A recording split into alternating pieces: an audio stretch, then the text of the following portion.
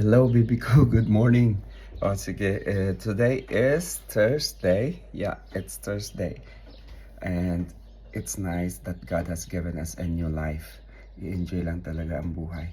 Sige, mag-ingat. Update na lang. Pero gagawa muna tayo ng kape para sa araw na to. Diba? Ayan. I'm using my red cup with my red coat. Diba? And still, no sugar. And this is so ano ini oat milk. I'm using oat milk kaya di man pwede sa kuha ang normal milk. Okay, ay nahulog na. Yeah, oh di ba ang ganda ng pagkakagawa. Oh, ayan, ingat palagi. I love you, baby ko. God bless you.